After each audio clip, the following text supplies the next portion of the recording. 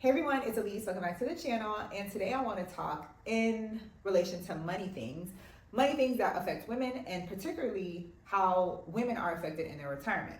The other day, I was reading an article from the Wall Street Journal that was talking about the scenario of 4 women in their golden years, or almost golden years particularly, and that's the one I want to talk about. So the actual name of the article, if you want to look it up, is Here's What Retirement Looks Like for Single Women in America.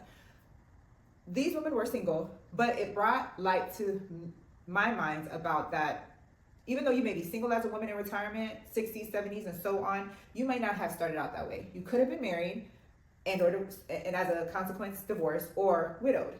And I don't know if we think about that, because usually when you're paired with your husband or your wife, but if you're paired usually with your husband, that's 2 incomes planning for the future. But if there's an unexpected death or if there's an unexpected divorce, money can start getting really funny. So in particular, of the 4 women, there was one woman named Miss Debbie. And Miss Debbie was in her mid-50s, but she had to retire early. By the time she was in her mid-50s, though, in her retirement, she had $500,000, which is really good. That tells me that by the time she was 65, she would have had $1 million or maybe almost $2 million had she continued doing what she was doing. So she was doing everything right. In addition to the $500,000, she had $50,000 emergency fund, which is amazing. However, she lost her job. And she lost her job not because she wasn't doing good at it, but she unexpectedly had to be a caregiver to her mother. And I guess in the beginning she tried to do both, but during the time where she had to be heavy on the caregiving for her mother, she could not show up to work on time. And it must have gone further than FMLA allows her to. And they were able to sever the job position from her, and she was no longer employed. So this is what I'm talking about she was put into a forceful retirement. And she found herself in a predicament where she couldn't work. Her mother needed her more than a 40-hour job would allow her to be with her. And that's something we do not take into account. So a couple of the things that got me to thinking about it is that we as Americans are living longer. She's 50, mid-50s, but it used to be like the time that people lived in America was like early 70s. Now it's late 70s, because you know that lady, Nikki Haley, she was trying to get us to retire around 70, and people quickly was like, maybe out of your mind, like that's not gonna happen. But regardless, their calculus to say that we can retire at 70 is because we are living longer. We're living to 78, 79, maybe in 5 years it's gonna be 83, maybe in 20 years it's gonna be 85, right? So instead of thinking that you're gonna retire and live until you're like 80 something, we might need to start preparing to say that we're living to 90 or like 95 in 10 years. That's a good and a bad thing. Regardless, we have to take into account with all the advances that are happening in medicine, we're living longer. 100 years ago, people didn't live till 60. We're now at 75. In 20 years, it might be 85. Another thing that we have to take into account is that it's highly possible we're gonna get sick before we turn 65. Sick to the point where we can't work 40 hours a week. We may have to do 20 hours a week, or God forbid, we can't work at all. This wasn't the case for Miss Deb, but someone in her family got sick and she had to take care of it. Another thing that we have to think about is that we may need to become caregivers, either for our adult parents or our adult children or an adult sibling.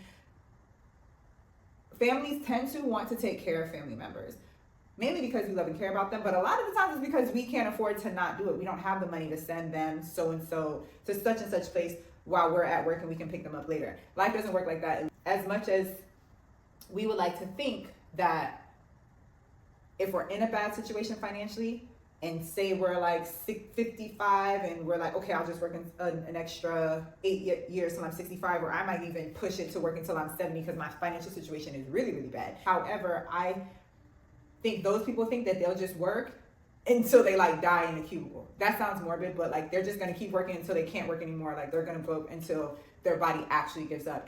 And we can be in a situation where we are living, but we're not allowed to work. But how do we live and support ourselves if we physically can't work? That's the medium. So I think what I would try to do, and what I'm gonna try to do, is kind of have a plan A, a plan B, and a plan C for retirement. Plan A is obviously that I will be retired, living into my 90s on a beach somewhere, right? That's plan A. That's what I'm rooting for. That's what a lot of my other videos prior are talking about, like planning for the best case scenario. The worst case scenario is I'm gone really quick. Like, and then at that point I won't need it because I ain't gonna be here. But then plan C, which I need to do a little bit more thinking too. I'm such a planner that I have thought about a little bit, but plan C is that I'm in that situation where God, we're going to have a lot of living to do, but I'm not able to work. What am I going to do? America kind of technically has a plan B, and that's called Social Security, as well as disability.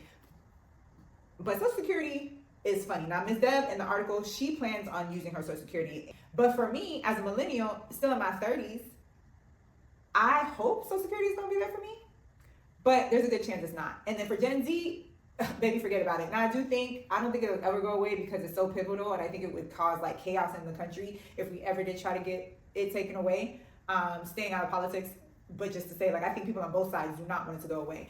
But I have to now, after reading this article, think about that. And what I will say is I'm not using my Social Security as something that I will have. I would like to have it, but already in my mind, I'm not even focusing on it. What I'm focusing on is what I have saved in my 401k. And I also have like a benefit from the last job I had to, and that is looking theoretically pretty for me as well, but I'm not even thinking about that. I want to get my $2 million from just my 401k. As far as why I like that this article highlighted women is because I think women naturally, we are more selfless, and we spend our lives caring for the people in our lives, and we enjoy that. I'm not saying that that's not something we enjoy, but when you care about other people, you get left to your detriment and you don't take care of yourself. And I'm glad this article highlighted these 4 women and what they were going through, either through what was planned or what was not planned. And there are just some facts that we as women need to take into account. The first is that we live longer than our male counterparts. So that's why I said in the beginning of the video, these women didn't always start out single. They might have been married, but husbands statistically tend to die before their women. If they're good husbands, they've left them money. But if they're bad husbands, they got them broken than they were before they even met their expletive.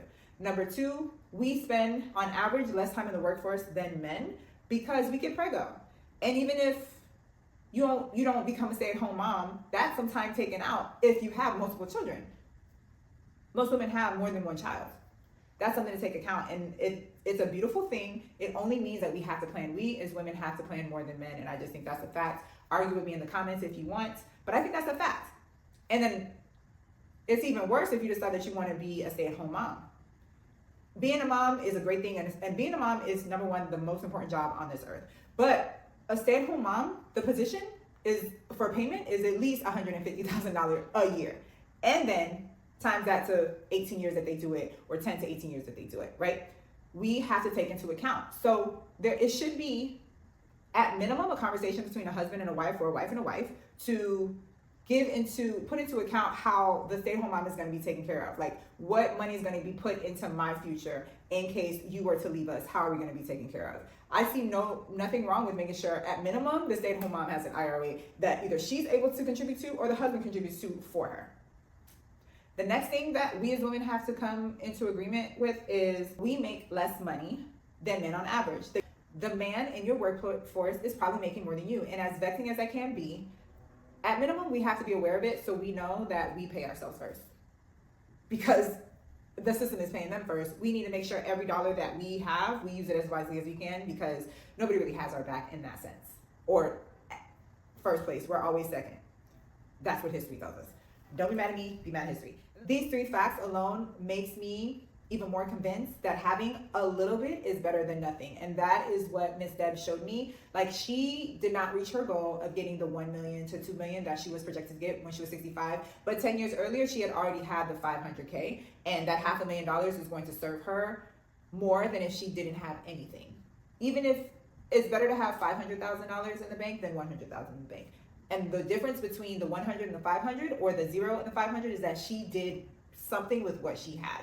And I truly believe that doing everything with the little that you have puts you in a better situation in the long run than someone who had everything available to them and did nothing with it. She is an example of how we as women need to just be a little bit prudent with our money. And it doesn't have to be a lot, but we have to do something. And I think where it really starts is paying yourself first.